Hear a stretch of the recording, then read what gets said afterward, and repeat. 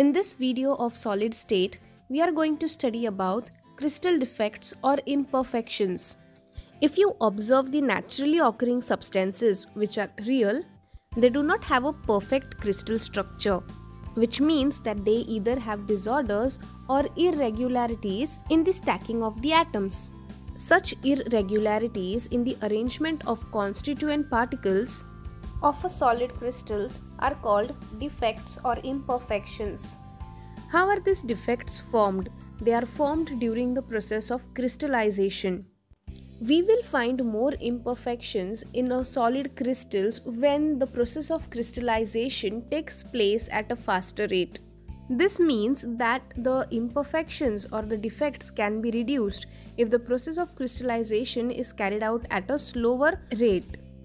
Ideal crystals are possible only at absolute zero of temperature. Ideal crystals are those which are not going to have any imperfections or defects present in it. However, if you go above this temperature, no crystalline solid is 100% pure, which means that it is going to have defects or imperfections present in it. Whatever is the nature of the defect, the electrical neutrality of the crystalline solid has to be maintained. Electrical neutrality means the number of positive and negative ions in the solid has to be equal. When we speak in terms of atom, we say that the atom is electrically neutral when it has equal number of protons and electrons. At times, these defects they are created intentionally so that the desired properties of the crystalline solids are obtained. There are three types of defects: point defects, line defects and plane defects. But in this chapter we are going to study the point defects in detail. What are point defects? Point defects are the defects that are irregularities produced in the arrangement of bases at the lattice points in the crystal solids. We are going to study three major classes of point defects, that are the stoichiometric point defects, impurity defects and the non-stoichiometric point defects. First, we shall start with the stoichiometric point defects. When we look at the chemical formula of a compound, it gives us the information regarding the fixed ratio of the number of atoms present in it or the number of cations and anions that are present in it. Hence, the fixed ratio is only called the stoichiometry of the compound. In stoichiometric defect, the stoichiometry of the compound is not going to be affected, which means that it remains unchanged. Or in simple words, I would say is the ratio of the number of atoms or the cations and anions which are present in the compound, they are going to remain the same. So if there is any compound with a stoichiometric point defect, it does not mean that the number of cations, anions or atoms in it are going to reduce. There are about 4 types of stoichiometric point defects that we need to study, namely vacancy defect, self-interstitial defect, Schottky defect and Frenkel defect. Let us start with the first defect, that is vacancy defect. This is a picture of a solid crystal. What happens in a vacancy defect?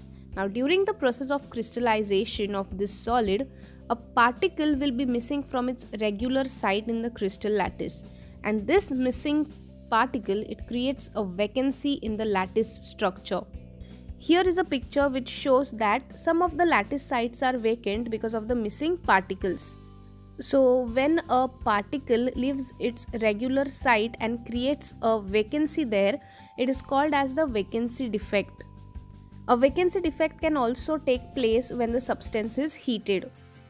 In this case, due to the missing particles, the mass of the solid crystal is going to decrease. For example, if I have 10 balls weighing 2 kg each, so I am going to get a weight of 20 kg.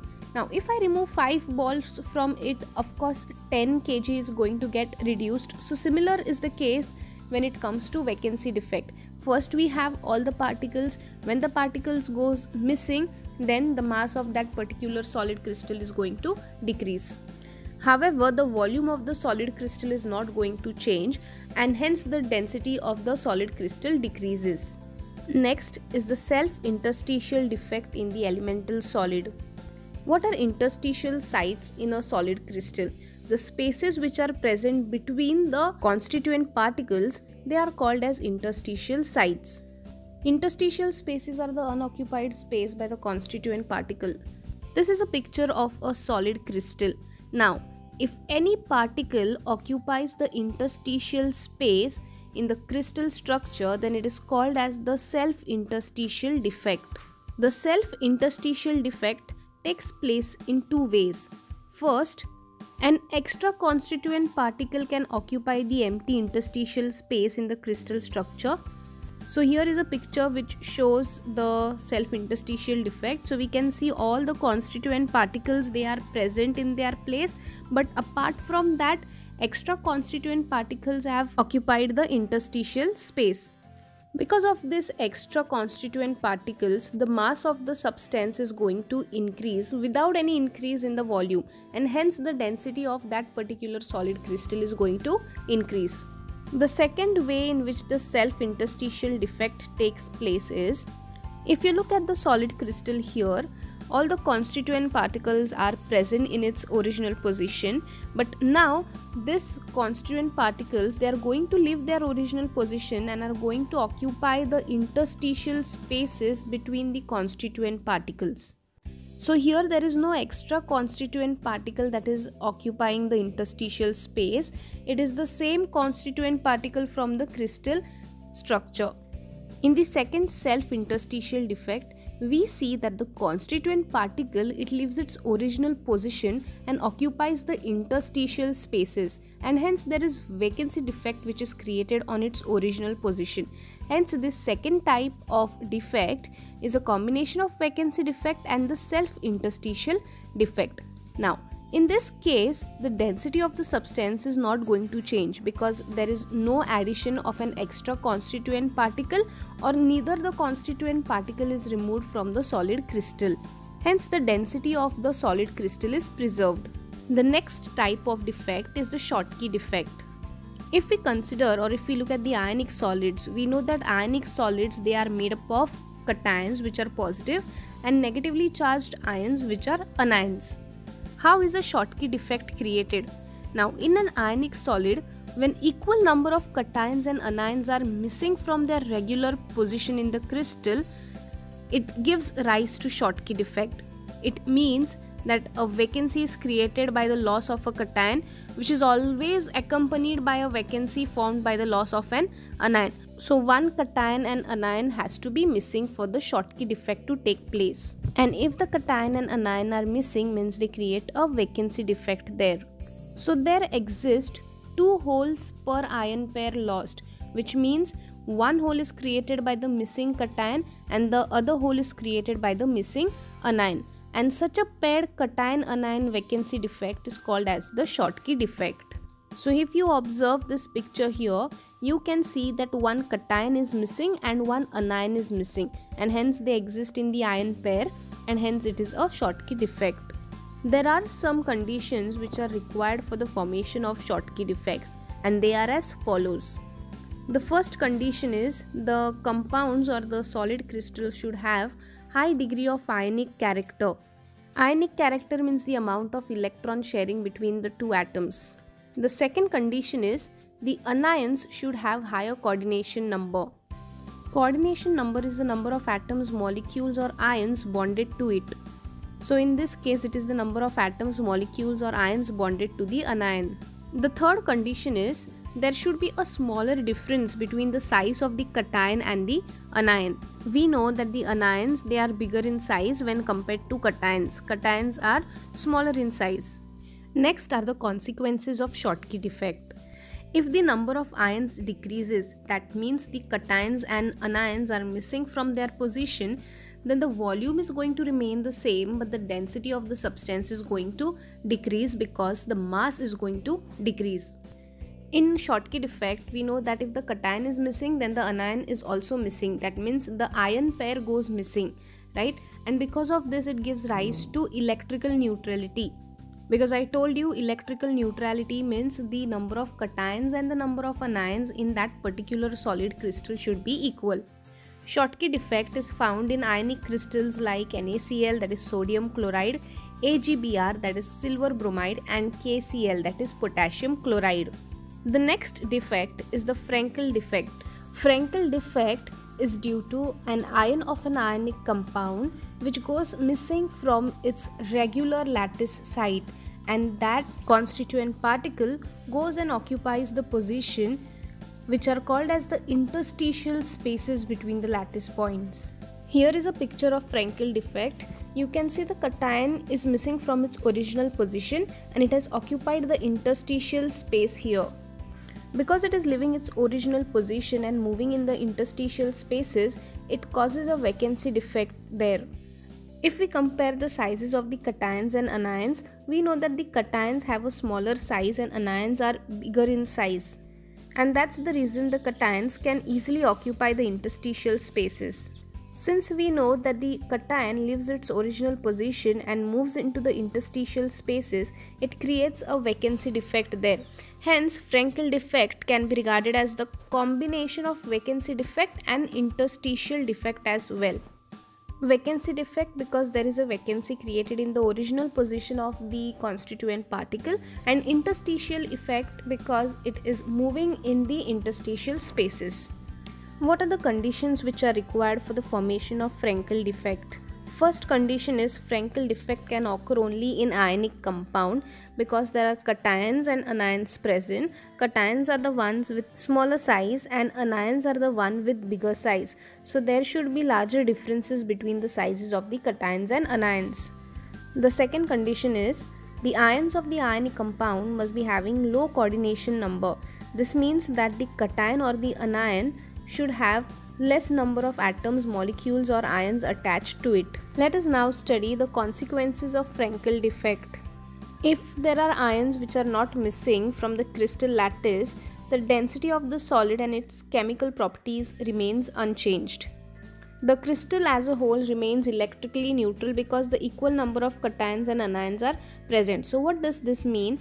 If the cation or anion is not missing, then of course the density is going to remain the same, that is the mass of the solid crystal is not going to change. And when we talk in terms of electrical neutrality, this means that the number of cations and anions are going to be equal in that particular solid crystal, and hence the electrical neutrality will be maintained. Some ionic crystals in which the Frankel defect is found are ZnS, that is zinc sulfide, AgCl, that is silver chloride, AgBr, that is silver bromide, AgI, that is silver iodide, and CaF2, that is calcium fluoride. Now we move on to the next defect, that is the impurity defect. Impurity defect arises when foreign atoms, that is the atoms from different host atoms, they are present in the crystal lattice. Now there are two kinds of impurity defects. One is the substitutional impurity defect and the interstitial impurity defect. Let us study the first defect, that is substitutional impurity defect. In substitutional impurity defect, the foreign atoms, they are found at the lattice sites in the place of the host atoms. So the regular atoms, they get displaced from their lattice sites by these impurity atoms. The example of substitutional impurity defect are the alloys. Now we know alloys, they are the mixture of metals and non-metals in order to get the desired properties. So here we are considering the example of brass. Now we know that brass is an alloy of copper and zinc. In this picture, the copper atoms, they are the host atoms, like most of the brass alloy is made up of copper, but there are impurities of zinc atoms introduced. So you can see the red colored atoms, they represent the copper atoms, and the black ones, they are the zinc atoms, and they are impurities and they are occupying the lattice positions in the alloy. The other example is the vacancy through allovalent impurity. These vacancies are created by the addition of impurities of allovalent ions to an ionic solid. Now what is the meaning of allovalent ions? These ions, their oxidation state differs from that of the host ions. Here we are taking the example of sodium chloride, that is NaCl, and we are adding the impurity SrCl2, that is strontium chloride. We know that NaCl will split up as Na plus plus Cl minus. So Na plus are the cations and Cl minus are the anions. Similar in case of strontium chloride, that is SrCl2, Sr2 plus and Cl minus will be the cations and anions respectively. So now when we add the strontium chloride to NaCl, the Sr2 plus ions will go and occupy the position of Na plus. So here the oxidation state of Sr, that is strontium, is +2, while that of sodium is +1. So here the oxidation state of Na and Sr, that is strontium, is differing from each other, and that is why they are called as aliovalent ions. If we want to maintain the electrical neutrality in such a crystal, then for every Sr2 plus ion we have to remove 2 Na plus ions, since the oxidation state is 2 plus and sodium is +1. For Sr2 plus ions we have to remove 2 Na plus ions. This means that when 2 Na plus ions are removed, then one of the crystal lattice will be occupied by the Sr2 plus ions, and the other side of the Na plus ion is going to remain vacant, as shown here in the figure above. The next type of impurity defect is the interstitial impurity defect. In this impurity defect, the impurity atoms are going to occupy the interstitial spaces between the lattice structure. Now here is an example of stainless steel alloy. So we can see that the stainless steel alloy is mostly made up of iron, and the carbon atoms, so the smaller carbon atoms which are occupying the interstitial spaces, they act as impurity here, and since they are occupying the interstitial spaces, they create the interstitial impurity defect. Next is the non-stoichiometric defects. Non-stoichiometric defect arises when the ratio of number of atoms of one kind to that of the other kind of the ratio of number of cations to anions become different from that indicated in the chemical formula. In short, we can say that in non-stoichiometric defect, the stoichiometry of the compound changes.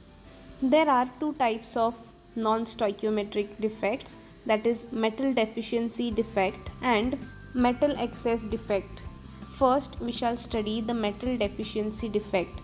This defect is possible only in compounds of metals that show variable oxidation states, which means that metals which have a number of oxidation states.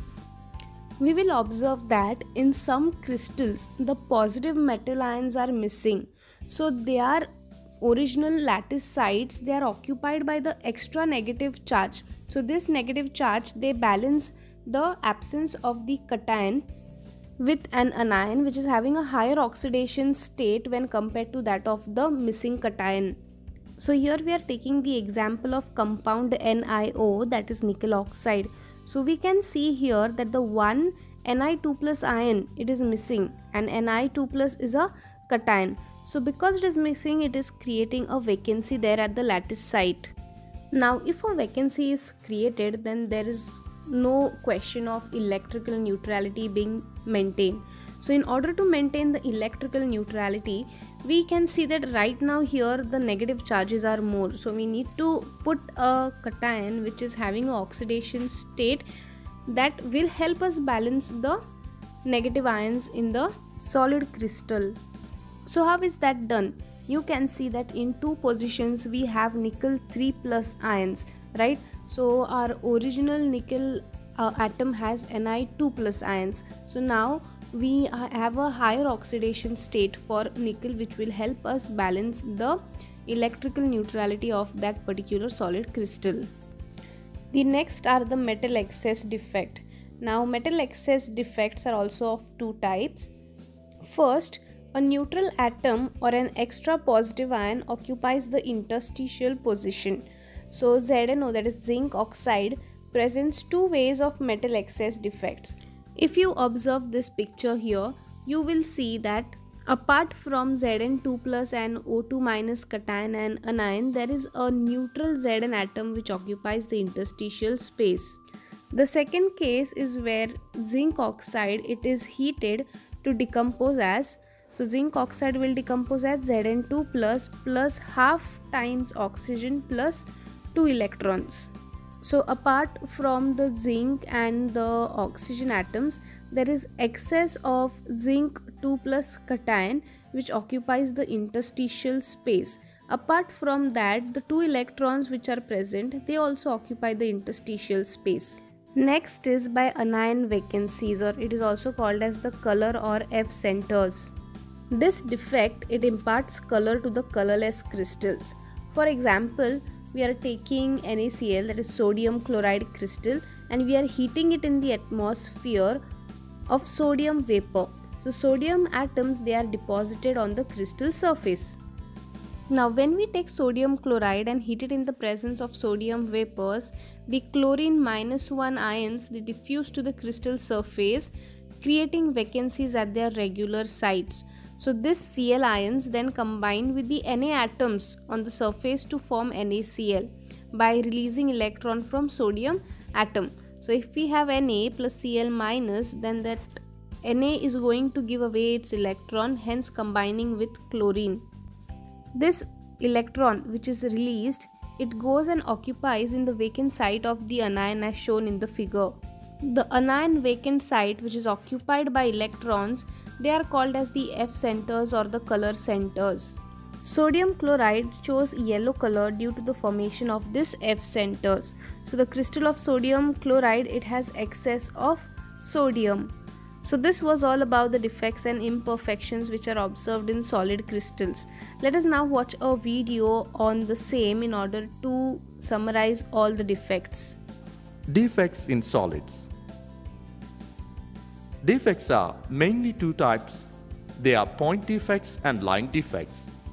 Point defects are due to deviation around a point or an atom in a crystal. Line defects are due to deviation in the entire rows of lattice points. 1. Point defects. Point defects: impurity, non-stoichiometric, and stoichiometric defects. A. Impurity defect. This defect is due to the impurity in the crystal. For example, in molten NaCl, if SrCl2 is present, then some of the Na plus ions are occupied by Sr plus 2. Each Sr plus 2 replaces two Na plus ions. One of the sites is occupied and the other remains vacant. The vacancies are equal to number of Sr plus 2 ions. Another example is solid solution of Cl2 chlorine and AgCl silver chloride. B. Non-stoichiometric defect.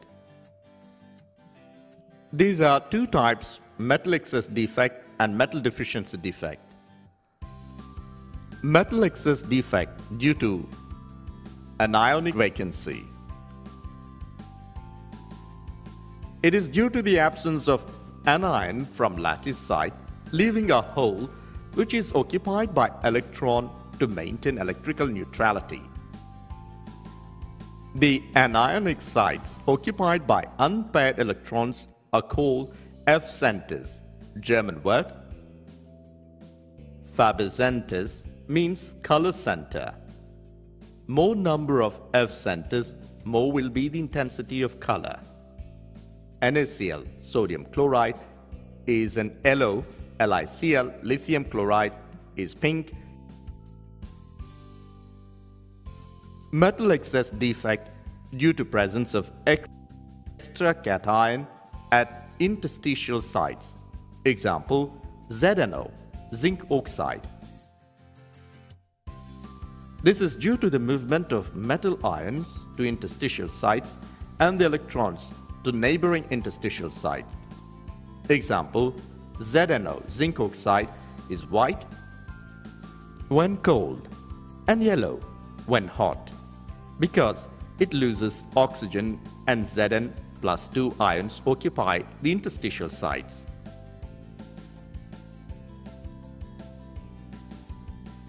Metal deficiency defect. Example, FeO, ferrous oxide. This is due to absence of a metal ion from its lattice site, and charge is balanced by ion having higher positive charge. Generally, transition elements exhibit this defect. FeO, ferrous oxide, is mostly found with a composition of Fe 0.960. It may range from Fe 0.930 to Fe 0.960. Stoichiometric defects. Vacancy defects and interstitial defect. These do not affect the stoichiometry of solids. These are called intrinsic or thermodynamic defects. It is of two types, A. Vacancy and B. Interstitial defects. Vacancy and interstitial defects are shown by non-ionic solids. Vacancy defect. When some of the lattice sites are vacant, it exhibits vacancy defect. This results in decrease in density of the substance. Interstitial defects. When some of the constituent particles occupy an interstitial site, it exhibits interstitial defect. This results in increase in the density of the substance. Ionic solids have to maintain electrical neutrality, so they exhibit Frankel and Schottky defects. Frankel defect. This is observed when the smaller ion, cation, is dissociated from its normal site and occupy interstitial site.